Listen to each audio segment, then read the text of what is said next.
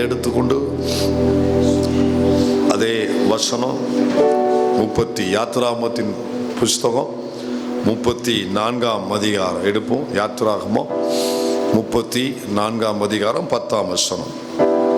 கடைசி பகுதியை மட்டும் நம்ம வாசிக்க போகிறோம். கடைசி பகுதி யாத்திராகமம் 34 10ஆம் வசனத்தின் கடைசி பகுதியை சேர்ந்து வாசிப்போம். உன்னோட கூட இருந்து நான் செய்யும் காரியம் பயங்கரமா இருக்கும். பக்கத்துல பார்த்து விசுவாசத்தோடு சொல்லிட்டு உட்காருங்க. கர்த்தர் உங்களோட கூட இருந்து அவர் செய்யும் காரியம் பயங்கரமா இருக்கும். உட்காருவோம். அன்பான தேவன் என்னோடு வருவார், அது போதும் என் வாழ்வில். அல்லேலூயா. நம்மோடு கூட இருக்கும் தேவன், விசுவாசத்தோடு சேர்ந்து நம்மோடு கூட இருக்கும், என்னோடு கூட இருக்கும், அனைவரோடு கூட இருக்கும், சபையோடு கூட இருக்கும். அல்லேலூயா. மார்ச் மாசத்துல இதே வசனத்திலிருந்து செய்யப்படாத அதிசயங்கள் என்று கர்த்தர் பேசி சில பிள்ளைகளுக்கு யாருக்கும் செய்யப்படாத அதிசயங்களை செய்யவும் அவர்கள் மூலம் சாட்சிகளை கேட்டு கர்த்தரை துதிக்கவும் ஆண்டவர் உதவி செய்தார். போன ஏப்ரல் மாசத்துல உடன்படிக்கையின் தேவன், அந்த உடன்படிக்கையின் வல்லமை சபையை எத்தனை அதிகமாய் பாதுகாக்கிறது என்பதை தேவன் பேசி அந்த உடன்படிக்கையின் பாதுகாப்பை நாம் அனுபவிக்க கர்த்தர் உதவி செய்தார். சத்துருக்கள் ஏராளமாக எத்தனை ஆயுதங்கள் எடுத்தாலும் உடன்படிக்கையின் நிமித்தம் அந்த ஆயுதங்கள் ஒன்றும் வாய்க்காமல் போகும்படி வார்த்தையில் அல்ல வாழ்க்கையில் தேவன் காண வைத்தார். வார்த்தையில் பேசினார், அதை வாழ்க்கையில் காண வைத்தார். அந்த தேவனுக்கு ஸ்தோத்திரம். அதே வசனத்தை மே மாதத்தில் ஆண்டவர் உன்னோடு கூட இருந்து நான் செய்யும் காரியம் பயங்கரமா இருக்கும். செய்யப்படாத அதிசயத்தை செய்த தேவன், உடன்படிக்கையின் தேவன், இன்றைக்கு நம்மோடு கூட இருக்கிற தேவன், சபையோடு கூட இருக்கிற தேவன். எத்தனை பேர் ஆமீன் சொல்றீங்க? எத்தனை பேர் விசுவாசிக்கிறீங்க? நல்லா கவனிங்க. தேவன் நமக்கு கொடுப்பதை விட நம்ம கூட இருப்பது தான் உன்னதமான நிலை. எப்படி? கொடுப்பதை விட கூட இருப்பது தான் உன்னதமான நிலை. அவர் கொடுத்தது வாங்கி செலவழித்து அது குறைந்து போயிடும். காலப்போக்கில் அது குறைந்து குறைந்து அது இல்லாமல் கூட போயிடும். ஆனா கூட இருப்பாரான எந்த குறையும் இராதபடி நம்மை நடத்த அவர் போதுமானவர்.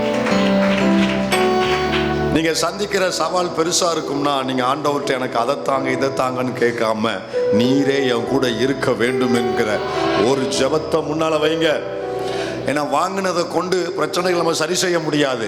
அவர் கூட இருந்தா போதும், அனைத்தும் சரியாகும், அனைத்தும் சரியாகும். ஆமென் சொல்றீங்களா? அல்லேலூயா. அல்ல, அவர் கூட இருப்பது தான், அவர் நம்மோடு இருப்பது தான் நாம் பெற்ற மிகப்பெரிய சிலாக்கியம், நமக்கு கிடைக்கிற மிகப்பெரிய பாக்கியம். நம்முடைய ஜெபம் என்னவா இருக்கணும்? கேட்கறது தவறு நான் சொல்லலை, கேட்டுவிட்டு நீங்க எல்லாரும் சேர்ந்தும் கடைசியில் சொல்ல வேண்டிய அல்லது முதல்ல சொல்ல வேண்டிய முக்கிய ஜெபம் என்னன்னா, ஆண்டவரே இவைகள் எல்லாவற்றை பார்க்கலாம் நீர் என் கூட இருப்பது மட்டும்தான் என் காரியத்தை சரி செய்ய முடியும், என்னையும் பலப்படுத்த முடியும், என் குடும்பத்தையும் பாதுகாக்க முடியும். ஒரு சின்ன ஜெபத்தோடு நம்ம ஆரம்பிக்க போறோம். அந்த காலை நேரத்தில் எல்லாரும் எத்தனை பேர் விரும்புறீங்க, ஆண்டவரே வாங்கி வாங்கி போகிற பிள்ளையாய் அல்ல, உம்மோடு நடக்கிற பிள்ளையா, நீர் என் கூடவே இருக்கக்கூடிய ஒரு பாக்கியம் என் வாழ்க்கையில உண்டாகும்படி எல்லாரும் ஜெபிங்க பார்க்கலாம். என் கூட நீங்க இருக்கணும், உன்னோடு கூட இருந்து, அல்லேலூயா, உன்னோடு கூட இருந்து என்னோடு கூட நீர் இருக்க, என் சபையோடு இந்த ஊழியத்தோடு நாங்க செய்கிற காரியங்களோடு உங்க பிள்ளைகள் போகிற பிரயாணங்களோடு எங்க ஜெபம் எல்லாம் ஆண்டவரே ஆசீர்வாதத்தை வாங்க வேண்டும் என்பது அல்ல, கர்த்தர் நீரே எங்க கூட இருக்க வேண்டும். அன்பான தேவன் என்னோடு வருவார்,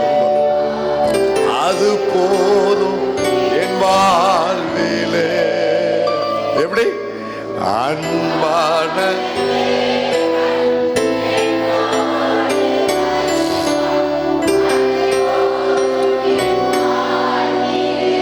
வேதத்துல ஒரு மனிதனோடு கர்த்தர் இருப்பத 3 பேர் அறிக்கை எடுக்கிறத நம்ம பார்க்கிறோம். 3 பேரை வைத்து ஆண்டவர் சொல்ல வைக்கிறார். முதல் நபர் யார்? சங்கீதம் 23:4 வாசிக்க. கர்த்தர் நம்மோடு இருக்கிறத நாம் உணரும்படி 3 நபர்களை கொண்டு கர்த்தர் நமக்கு அதை உணர்த்துகிறார். சங்கீதம் 23:4. நான் மரண இருளின் பள்ளத்தாக்கிலே நடந்தாலும் பொல்லாப்புக்கு பயப்படேன். தேவரீர் என்னோட கூட இருக்கிறீர். உமது கோலும் உமது தடியும் என்னை தேற்றும். முதல் நபர் யார்னா, நாம் தான் தேவனை பார்த்து நாம் சொல்லுகிறோம். நாம் ஒரு விசுவாசி, தேவனுடைய பிள்ளைகளாக நாம் தேவனை பார்த்து சொல்லுகிறோம். நாம் போகிற கடினமான பாதையில, மரண இருளின் பள்ளத்தாக்கின் பாதையில, இருள் சூழ்ந்த நேரத்துல ஒரு மனிதனுக்கு இருக்கிற விசுவாச நிச்சயம், நிச்சயமான உறுதி, இந்த பாதையில கர்த்தர் என்னை விட்டு விலகல, அவர் என்னை கைவிடல. இதுக்கு முன்னால எனக்கு நிறைய பேசியிருப்பாரு, என்னோடு கர்த்தர் நிறைய இடைபெற்றிருப்பாரு. இதெல்லாம் நான் போகிற பாதையில நான் என்னை நானே தட்டி எழுப்பி, இந்த பாதையில என்னை விட்டு கர்த்தர் விலகல, ஆண்டவரே நான் தனியா போகல, இந்த பாதையில தேவரீர் என்னோடு கூட நீர் இருக்கிறீர். நம் வாயை திறந்து தேவன் சொல்ல வைக்கிறார். நாம் போகிற பாதையில நம்மை திடப்படுத்துவதற்கு நம்முடைய வாயை திறந்து தேவன் சொல்ல வைக்கிறார். இது யார் சொல்றா? சங்கீதக்காரன் சொல்றான். கர்த்தரின் மேய்ப்பராய் இருக்கார் என்று சொன்ன மனிதன் சொல்லுகிறார், இந்த மரண இருளின் பள்ளத்தாக்குல நான் கர்த்தர் எனக்கு மேய்ப்பராய் இருந்தாலும் கூட இப்படிப்பட்ட பாதை வரத்தான் செய்யும். தேவன் கூட இருப்பதனால எல்லாமே அனுகூலமா இருக்கும் என்று அடையாளம் அல்ல. சில இருள்கள் வரத்தான் செய்யும், மரண இருள்கள் வரத்தான் செய்யும். ஆயினும் இந்த பாதையில தேவரீர் என்னோடு கூட இருக்கிறேன். நம் வாயை திறந்து சொல்ல வைக்கிறார். நீங்க போகிற கடினமான பாதையில இதுக்கு முன்னால கேட்ட வார்த்தையை மனதில் வைத்து, ஒருவேளை அந்த நேரத்தில் உங்களோடு தேவன் பேசாம இருக்கலாம். நல்லா கவனிங்க, நிமிர்ந்து பாருங்க, எல்லாரும் கவனிங்க. அந்த நேரத்தில் கர்த்தர் உங்களோடு பேசாம இருக்கலாம். நீங்க போகிற இக்கட்டில, நெருக்கடியில தேவன் அமைதியா இருப்பது போல தெரியலாம். ஆனா நீங்க அமைதியா இருக்க கூடாது. இதற்கு முன்னால கர்த்தர் பேசினதை நீங்கள் உங்க வாயால ஆண்டவரை பார்த்து சொல்லணும், தேவரீர் என்னோடு கூட இருக்கிறேன். விசுவாச நிச்சயம், விசுவாசத்தின் உறுதி. 2வது கட்டத்துல என்ன நடக்குது? ஆதியாகமத்தின் புஸ்தகம் 26-28 வாசிங்க. 26-28. அதற்கு அவர்கள், நிச்சயமாய் கர்த்தர் உம்மோட கூட இருக்கிறார் என்று கண்டோம். கவனிங்க, முதல்ல நம்மள தேவன் சொல்ல வைக்கிறார். 2வது எதிராய் நிற்கிறவர்களை தேவன் வாயை திறந்து சொல்ல வைக்கிறார். ஈசாக்க விரட்டி கொண்டே இருந்தாங்க. அவன் துறவு தோன்றதெல்லாம் தங்களுக்குரியது என்று பறித்து கொண்டார்கள். அவனை விரட்டுனாங்க. அவன் ஓடிக்கிட்டே இருக்கான். ஒரு குறிப்பிட்ட கட்டத்துக்கு மேல அவர்களால் விரட்ட முடியல. கவனிங்க, உங்களை பின்தொடர்ந்து வருகிற சில சத்துருவின் சேனைகள் இறுதி வரை வர தேவன் விடுவதில்லை. குறிப்பிட்ட எல்லையில முடிவு அல்ல, நிரந்தர முடிவை தேவன் உண்டு பண்ணுவார். நிரந்தர முடிவை கர்த்தர் உண்டு பண்ணுவார். அது இந்த மாதத்தின் முதல் நாளா இருப்பதாக. உன்னை பின்தொடர்கிற, உன்னை பயமுறுத்துகிற, உன்னை அச்சுறுத்துகிற மனித கூட்டமோ, சத்துருவின் சேனையோ, பாதாளத்தின் காரியமோ எதுவா இருந்தாலும் கர்த்தரின் பிள்ளையை பின்தொடர்கிற அனைத்துக்கும் நிரந்தர முடிவை தேவன் உண்டு பண்ணுவாராக. அல்லேலூயா. ஒரு குறிப்பிட்ட கட்டத்திற்கு மேல அவனுக்கு விரோதமான எந்த ஆயுதமும் செயல்படல, அது செயல்படுத்த முடியல. எதை எடுத்தாலும் அது திருப்பி நம்மளை தான் அடிக்கி. எந்த ஆயுதத்தை எடுத்தாலும் அது ரிவர்ஸ் ஆகுது, மறுபடியும் நம்மளைத்தான் தாக்குது அப்படின்னு அவர்கள் பார்த்ததுக்கு அப்புறம் எல்லா ஆயுதத்தையும் கீழே போட்டுட்டு வந்து விரோதமாய் எழும்பினவர்கள், விரோதமாய் பேசினவர்கள், விரட்டினவர்கள் அவனை பார்த்து சொல்றாங்க, நிச்சயமாய் கர்த்தர் உன்னோடு கூட இருக்கிறார். இதை கேட்க வைப்பாராக இந்த சபைய, இதை கேட்க வைப்பாராக இந்த தேவ பிள்ளைய, அந்த கண்ணீரோடு இருக்கிற தேவ பிள்ளைய, இதை உன் வாழ்வில கர்த்தர் கேட்க வைப்பாராக. வாழ்க்கையில பெரும்பகுதி எதிர்ப்புகள், போராட்டங்கள், இதை மட்டுமே சந்தித்து வருகிற உங்கள் காதுகளை இதை கர்த்தர் கேட்க வைப்பாராக. அல்லேலூயா. ஓய்வெடுக்காமல் உனக்கு எதிராக செயல்பட்டவர்கள் வாயை தேவன் திறக்க வைத்து உன் காதை தேவன் கேட்க வைப்பாராக. நிச்சயமாய் கர்த்தர் உன்னோடு கூட இருக்கிறார். இதை சொல்ல வைக்க காரணம் என்னன்னா, ஒரு பக்கம் எதிர்ப்புகள் மத்தியில அவன் ஓடிக்கொண்டே இருந்தாலும் அவன் எதை செய்தாலும் கர்த்தர் அதை வாய்க்க செய்துக்கிட்டே இருக்கிறார். அவன் தோன்ற இடத்துலலாம் தண்ணி வருது, அவன் போய் நிற்கிற இடத்துலலாம் கர்த்தர் கிரியை செய்கிறார். ஆத்துமாக்கள் வர்றாங்க, ஜனங்கள் ரட்சிக்கப்படுறாங்க, ஜனங்கள் ஆசீர்வதிக்கப்படுறாங்க. அவன் தூர்த்து போன நீர் ஊற்று மறுபடியும் புதுப்பிக்கப்படுகிறது, நீர் ஊற்று பொங்கி வருகிறது. கர்த்தர் அவனை ஆசீர்வதிக்கிறார். கவனிங்க தேவ பிள்ளைய, எதிராய் உனக்கு எதிராக எழும்புகிற காரியத்தை மட்டும் நீ கவனம் செலுத்தி தேவன் உன் வாழ்க்கையில செயல்படுகிறத நீ பார்க்க தவறிவிடாத அப்படின்னு சொல்றேன். உனக்கு எதிராக ஒரு பக்கம் சூழ்நிலை நடப்பது உண்மைதான், ஆனா அதை மட்டுமே இரவும் பகலும் பார்த்து பார்த்து பார்த்து பார்த்து இதற்கு உள்ளாக கர்த்தர் உனக்காக செயல்படுகிறத, உன்னில் செயல்படுகிறத, உன்னை கொண்டு செயல்படுகிறத பார்க்க தவறிவிடாத. ஒரு விசுவாசிக்கு இப்படிப்பட்ட பார்வை இருக்கணும். எதிர்ப்புகளை மட்டுமே பார்த்து பார்த்தா நீ டிப்ரெஷன் ஆயிருவ, அல்லது உன் விசுவாசம் குறைஞ்சிரும், அல்லது உன் தரிசனத்தை நீ இழந்துருவ. இதை பார்க்காத. அது ஒரு பக்கம் இருக்கட்டும், இன்னொரு பக்கம் கர்த்தர் உனக்காய் செயல்படுகிறா. நீ தோண்டுகிற நீரூற்றுகளை, நீ தோன்றுகிற அந்த துறவுகளில நீரூற்றுகளை கொண்டு வருகிறா. உன் கூட தேவன் இருக்கிறத, தேவன் நிரூபிக்கும் செயல்களை செய்து கொண்டிருக்கிறார். அதை பார்க்க தவறாத. இந்த அதிகாலை நேரத்தில் ஒரு சின்ன ஜெபம் சபைக்கு உண்டாகணும். ஆண்டவரே, எங்க வாழ்க்கையில பிரச்சனைகளை மட்டும் பார்க்கிற கண்கள் இருந்தா போதாது, கர்த்தர் எங்களுக்குள் இருந்து செயல்படுகிறத, தேவன் எங்களுக்காய் செயல்படுகிறத பார்க்கும் கண்கள் சபைக்கு உண்டாவதாக. நான் சொன்ன காரியம் சாதாரண காரியம் இல்ல, ரொம்ப டெப்தானது, அவசியமானது. ஒரு விஷயம் எல்லாரும் ஜெபம் பண்ணுங்க, எங்கள் கண்களை திறந்தருளுவீராக. எல்லாரும் கேளுங்க, என் கண்களை இண்டிவிஜுவலா ஜெபம் பண்ணுங்க. என் கண்களை தேவனே, என் கண்களை திறந்தருளுவீராக, திறந்தருளுவீராக. பிரச்சனைகளை பார்த்து சோர்ந்து போகிறவளா அல்ல, அதன் நடுவில் கர்த்தர் என் கூட இருப்பதையும், நான் செய்கிறதை கர்த்தர் வாய்க்க பண்ணுகிறதையும், என்னை கொண்டு தேவன் செயல்படுகிறதையும் நான் பார்க்க என் கண்களை திறப்பீராக.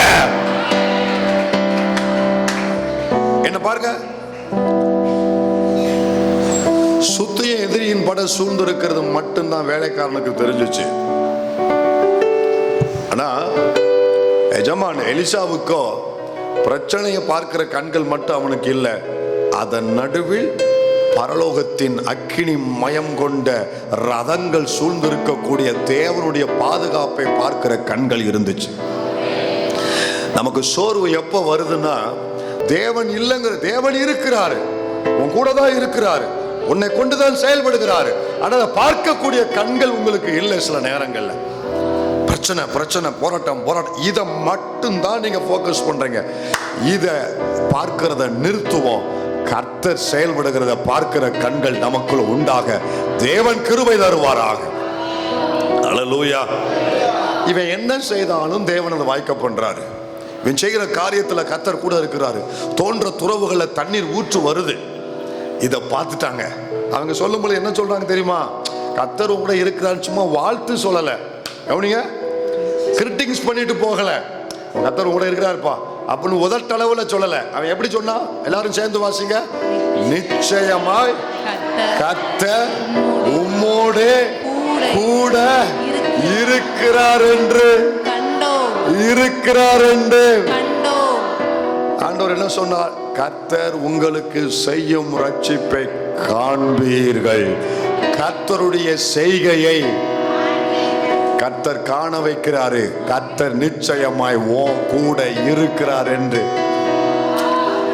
அவங்க கண்ணால பார்த்து தேவன் இவன் கூட தான் இருக்கிறார் என்று சொல்லக்கூடிய அளவுக்கு ஏதோ கர்த்தர் ஒன்றை செய்திருக்கிறாரு.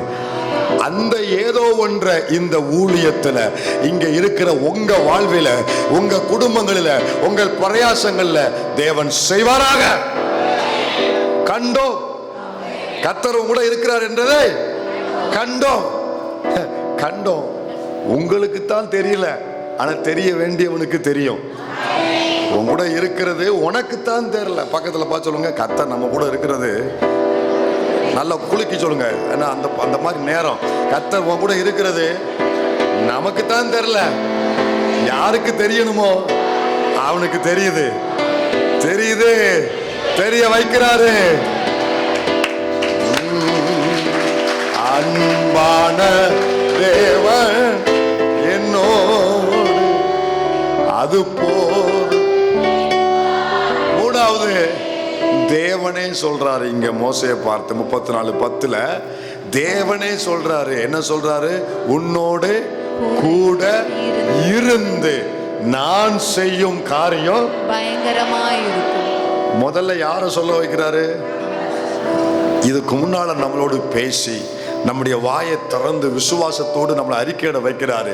தேவரீர் என்னோடு கூட இருக்கிற. இரண்டாவது யார சொல்ல வைக்கிறாரு? எதிராய் எழும்பினவர்கள் வாயை திறந்து சொல்ல வைக்கிறார், நிச்சயமாய் கர்த்தர் உன்னோடு கூட இருக்கிறார். மூன்றாவது தேவனே நம்ம பார்த்து சொல்றாரு, எப்பா உன்னை கொண்டு செய்யும்படி நான் உன்னை தெரிந்து கொண்டேன். உன்னை கொண்டு சில காரியம் நான் நிறைவேற்ற வேண்டியது இருக்குது. மோசே, உன்னை நான் அழைத்தேன், வேறுபடுத்தேன், உருவாக்கினேன், கொண்டு வந்து நிறுத்தி இருக்கிறேன். உன்னை கொண்டு செய்ய வேண்டிய காரியம் எனக்கு இருக்குப்பா. அதை செய்வதற்காக நான் உன்னோடு கூட இருந்து செய்யும் காரியம் பயங்கரமா இருக்கும். இருக்கிற தேவ பிள்ளைங்க, உங்களை கொண்டு ஏதோ ஒரு காரியம், அவர் ராஜ்யம் பெரியது, அவருடைய ராஜ்யத்தின் பணி மிகப்பெரியது. இதுல இங்க இருக்கிற உங்கள் மூலம் ஏதோ ஒரு ஓரத்துல ஏதோ ஒரு பங்கு நீங்கள் செய்ய வேண்டியது இருக்கு. அதை எத்தனை பேர் நம்புறீங்க? முதல்ல ஏதோ தற்செயலான ஆராதனைக்கு வந்துட்டு போகிறவர்கள் அல்ல. நீங்க ஒருவருமே விடப்பட்டவர்கள் அல்ல. எல்லாருமே தேவ திட்டத்துக்கு உட்பட்டவர்கள். யாரும் தூரமானவர்கள் அல்ல. இந்த தரிசனத்துல, இந்த ஊழியத்துல, தேவனுடைய ராஜ்யத்தின் பணியில உங்களை கொண்டு செய்ய வேண்டிய ஏதோ ஒரு காரியத்தை தேவன் வச்சிருக்கிறாரு. அதை நிறைவேற்றுவதற்காக கர்த்தர் உன்னோடு கூட இருக்கிறார். கவனிங்க, உன்னோடு கூட, அதுல என்ன? உன்னோடு கூட இருந்து, உன்னோடு கூட. அதாவது தேவன் நம்ம கூட ஏதோ ஒரு பாதி தூரம், ஏப்பா சும்மா இருக்கியா, நான் அங்கே வரைக்கும் போகிறேன், அது வரைக்கும் வாயேன் அப்படின்னு நம்ம வழித்துணைக்கு நான் யாரையாவது கூட்டு போவோம். அந்த இடம் வந்தவொடனே அவங்க வாட்டில் நான் என் வீடு வந்துருச்சு நான் போகிறேன்ட்டு போயிட்டு அதுக்கப்புறம் நம்ம தனியாக தான் போவோம். கர்த்தர் இப்படி ஏதோ பேச்சு துணைக்கோ ஒரு குறிப்பிட்ட எல்லை வரைக்கோ அல்ல, உன்னோடு கூட இருந்து என் கூடவே இருக்கும்படி என் கூட இருக்கிற தேவன் அவர். எத்தனை பேர் நம்புறீங்க? எத்தனை பேர் விசுவாசிக்கிறீங்க? நான் என் வாழ்க்கையில ஒரு ஜெபம், ஆண்டவரே, என் மனதில் ஒரு ஜெபம் ஓடிக்கொண்டிருக்குது. தகப்பனே, இந்த பிள்ளைகளோடு இந்த ஊழியத்தோடு கூட நீர் இருந்து நடத்துவதை நாங்களும் அறிக்கையிடணும், சுற்றி இருக்கிற எதிரானவர்களும் அறிக்கையிடணும். நீரும் அனைவரும் பார்க்க கேட்கத்தக்க அளவில் கர்த்தர் நான் உங்களோடு கூட தான் இருக்கிறேன் என்று பிரத்யட்சமாய் நீர் பேசுவதை நாங்க கேட்கணும்பா. எத்தனை பேர் விசுவாசிக்கிறீங்க? ஹல்லேலூயா. ஆதியாகமத்தின் புஸ்தகம் 26ஆம் அதிகாரம் வாங்க. ஆதியாகமம் 26:3 வாசிங்க. 26:3 வாசிங்க. இந்த தேசத்திலே வாசம் பண்ணு, நான் உன்னோட கூட இருந்து உன்னை ஆசீர்வதிப்பேன். நான் உனக்கும் உன் சந்ததிக்கும் இந்த தேசங்கள் யாவையும் தந்து உன் தகப்பனாகிய ஆபிரகாமுக்கு நான் இட்ட ஆணையை நிறைவேற்றுவேன். இதுல ஆண்டவர் 2 வாக்குத்தத்தத்தை கொடுக்கிறார். இந்த ஒரு வசனத்துல 2 வாக்குத்தத்தத்தை தேவன் கொடுக்கிறார். ஒன்னு, நான் உன்னை ஆசீர்வதிப்பேன். 2வது, உன் தகப்பன் ஆபிரகாமுக்கு கொடுத்த ஆணையை நான் செய்வேன், நிறைவேற்றுவேன். இந்த 2ஐயும் செய்வதற்குத்தான் ஆரம்பிக்கும் போது சொல்றாரு, நான் உன் கூட இருப்பேன். அப்ப அப்ப கர்த்தர் என் கூட இருப்பது ஏதோ நேரம் போகிறதுக்காகவோ அல்லது ஏதோ பேசி காலத்தை கழிப்பதற்காகவோ அல்ல. கவனிங்க, எனக்கு சொல்லப்பட்ட என் முற்பிதாக்களுக்கு நிமித்தம் எனக்கு கொடுக்கப்பட்ட அவர் வாக்கு தத்தத்தை, அவர் கொடுத்த ஆணையை நிறைவேற்றுவதற்காக தேவன் என் கூட இருக்கிறார். கர்த்தர் உன் கூட இருக்கிற காரணம் என்ன தெரியுமா? நோக்கம் என்ன தெரியுமா? உன் மேல நிறைய வாக்குத்தத்தம் உன் தலையில வைக்கப்பட்டு இருக்கு. உன் குடும்பத்தின் மேல அநேக வாக்குத்தத்தம் வைக்கப்பட்டு இருக்கு. உன் ஊழியத்தில் அநேக வாக்குத்தத்தம் கொடுக்கப்பட்டு இருக்கு. சில ஆணைகளை தேவன் கொடுத்திருக்கிறாரு, சில தரிசனங்களை தேவன் கொடுத்திருக்கிறாரு. இது ஒன்று கூட தவற விடாதபடி அனைத்தையும் நிறைவேற்றுவதற்காக, அனைத்தையும் நிறைவேற்றி நிரூபிப்பதற்காக கர்த்தர் உன்னோடு கூட இருக்கிறார். ஆண்டவரை பார்த்து சொல்லுவோம், எனக்கு கொடுத்த வாக்கு, இந்த ஊழியத்துக்கு கொடுத்த வாக்கு, இதை நிறைவேற்றுவதற்காகத்தான் நீர் எங்களோடு கூட இருக்கிறீர். அல்லேலூயா. அன்பான தேவன் என்னோடு வருவார், அது போதும். ஒரே அதிகாரத்துல ஆண்டவர் ஆரம்பத்தில் சொல்லிட்டாரு, உன் கூட இருந்து உன்னை ஆசீர்வதிச்சு உன் தகப்பனுக்கு கொடுத்த ஆணையை நான் என்ன செய்வேன், நிறைவேற்றேன்னு சொல்லிட்டாரு. நிமிர்ந்து பாருங்க, சொல்லிட்டாரு. என்ன செஞ்சிட்டாரு? இது சில வசனங்கள் கழித்து ஆண்டவர் செஞ்சிட்டாரு. நீங்க வசனத்தை வாசித்தீங்கன்னா 12ஆம் வசனத்தை பாருங்க. ஈசாக்கு அந்த தேசத்திலே விதை விதைத்தான், கர்த்தர் அவனை ஆசீர்வதித்ததினால், கர்த்தர் அவனை ஆசீர்வதித்ததினால், கர்த்தர் அவனை ஆசீர்வதித்ததினால். 3ஆம் வசனத்துல என்ன சொல்றாரு? நான் உன்னை, எல்லாரும் நான் உன்னை ஆசீர்வதிப்பேன், நான் உன்னை ஆசீர்வதிப்பேன். இங்க 12ஆம் வசனத்துல என்ன சொல்றாரு? கர்த்தர் அவனை ஆசீர்வதித்ததினால். அப்ப சொன்னதை என்ன செஞ்சிட்டாரு? நல்லா சொல்லுங்க, சொன்னதை நிறைவேற்றிட்டாரு. கவுனிங்க, நிறைவேற்றி முடிச்சுட்டாரு. இப்ப நிறைவேற்றி முடிச்சதுக்கு அப்புறமும் தேவன் விடல, மறுபடியும் அவனை சந்திக்கிறாரு. 24 பாருங்க, 24 பாருங்க. அன்று ராத்திரியிலே கர்த்தர் அவனுக்கு தரிசனமாகி, நான் உன் தகப்பனாகிய ஆபிரகாமுடைய தேவன், பயப்படாதே, நான் உன்னோட கூட இருந்து என் ஊழியக்காரன். மறுபடியும் தரிசனமாகி அகைன் சொல்றாரு, உன்னோடு கூட இருந்து அப்புறம் என் ஊழியக்காரனாகிய ஆபிரகாமின் நிமித்தம் உன்னை ஆசீர்வதித்து. எல்லாம் கவனிங்க, 3ஆம் வசனத்துல 2 ஆசீர்வாதம் கொடுத்தாருன்னு சொன்னேன். 1 2 ஆபிரகாமுக்கு கொடுத்த ஆணையை நிறைவேற்று 2 சொன்னாரு. இப்ப 12ஆம் வசனத்துல அதுல 1 தான் நிறைவேறி இருக்கு. அதுல 1 தான் நிறைவேற. உன்னை ஆசீர்வதிப்பேனாரு. அந்த முதல் காரியத்தை நிறைவேற்றிட்டாரு. முதல் காரியத்தை நிறைவேற்றிட்டு அவனை விட்டு போயிடலங்க, அவனை விட்டு போயிடல. மறுபடியும் அவனை கூப்பிடுறாரு, தரிசனமாய் சொல்றாரு, உன் கூட நான் இருப்பேன், உன் கூட. எங்க கர்த்தர் ஆசீர்வாதத்தில் பாதி கொடுத்தாலே வாழ்க்கை பரிபூர்ணமாயிரும். ஆயிலும் கர்த்தர் விடல, அவனை பார்த்து சொல்ற, உன் கூட இருப்பேன். ஏன் தெரியுமா? 2 சொன்னேன், 1 நான் நிறைவேற்றிட்டேன், இன்னும் 1 இருக்கு. உன் தகப்பன் ஆபிரகாமுக்கு கொடுத்த வாக்கை நிறைவேற்ற வேண்டி இருக்கு. இங்க மறுபடியும் 24 தரிசனமா என்ன சொன்னார்னா, முதல் காரியத்தை சொல்லல, உன் தகப்பன் ஆபிரகாமின் நிமித்தம், அதாவது ஆபிரகாமுக்கு கொடுத்த அந்த மீதி பகுதியை நிறைவேற்றுவதற்காக, மீதி பகுதியை உனக்கு கொடுப்பதற்காக உன் கூட இருப்பேன். என்ன கவனிங்க, வருஷத்தின் துவக்கத்தில் கர்த்தர் நமக்கு சொன்னார், நான் உனக்கு துணை நிற்கிறேன்னு சொல்லி, துணை நிற்கிறேன்னு சொல்லி ஆண்டவர் நிறைய காரியத்தை மனதில் வைத்து நமக்கு சொன்னாரு. இந்த வருஷத்தின் இடை நாள் அல்லது பாதி, இந்த வருஷத்துல இனி இந்த அடுத்த மாசத்துல பாதி வருஷத்தை கடந்து போறோம். வருஷத்தின் நடுவுல கர்த்தர் சொல்றார், நான் உன் கூட இருப்பேன். ஏன் தெரியுமா? அன்னைக்கு சொன்னேன், சிலதை நான் நிறைவேற்றி இருக்கிறேன், இன்னும் உனக்கு சொல்லப்பட்ட காரியம் நிறைவேற்றப்பட வேண்டியது இருக்குது. இந்த ஊழியத்துக்கு கொடுத்த காரியம் நிறைவேற்றப்பட வேண்டியது இருக்குது. இந்த பிள்ளைக்கு கொடுத்த காரியம் நிறைவேற்றப்பட வேண்டியது இருக்கிறது. அதை நிறைவேற்றுவதற்காக மீதி உள்ள காரியத்தை உனக்கு உன் மூலமோ நான் செய்வதற்காக நான் உன்னோடு கூட இருப்பேன்.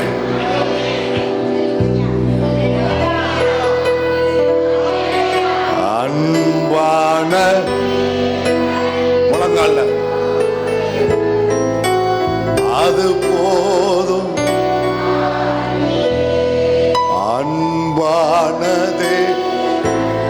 நிற்போமா? எல்லாம் எழுப்பி நிற்போம். அது போதும் என்பார்.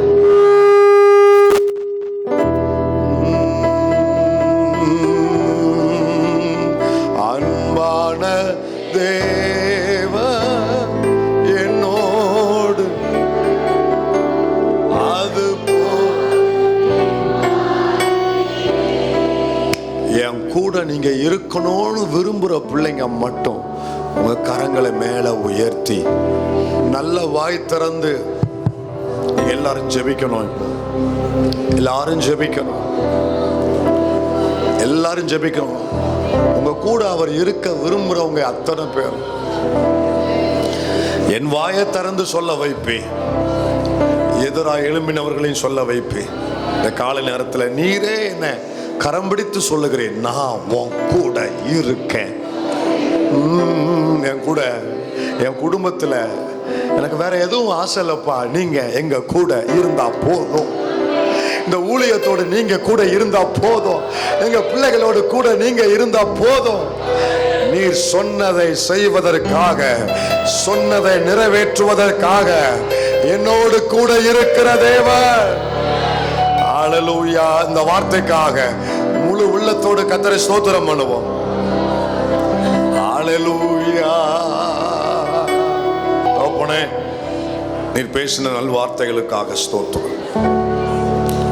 இந்த வார்த்தையின்படி உமது பிள்ளைகளோடு, அவர்கள் செய்கிற காரியங்களோடு, அவருடைய பிரயாணங்களோடு கர்த்தர் கூட இருப்பீராக. இவர்கள் ஒவ்வொருவரையும் கொண்டு நீர் உம்முடைய ராஜ்யத்தில் செய்ய வேண்டிய உம்முடைய பணியில, நீங்க நிறைவேற்ற வேண்டிய காரியத்தில் இவர்களை கொண்டு நிறைவேற்றுவதற்கு கர்த்தர் தம் பிள்ளைகளுக்கு துணை நிற்பதற்காக நன்றி. எங்களுக்கு கொடுத்த வாக்குத்தத்தம் நிறைவேற்றப்படுவதற்காக நீர் எங்களுக்கு துணை நிற்பதற்காக நன்றி. ஞானத்தை ஆசீர்வதி. நீரை மகிமைப்படும். இந்த மாதம் முழுவதும் எங்களுடைய காரியங்கள் அனைத்திலும் உடைய காரியங்களோடு இருக்கட்டும். இயேசுவின் நாமத்தில் ஜெபிக்கிறோம் எங்கள் நல்ல பிதாவே.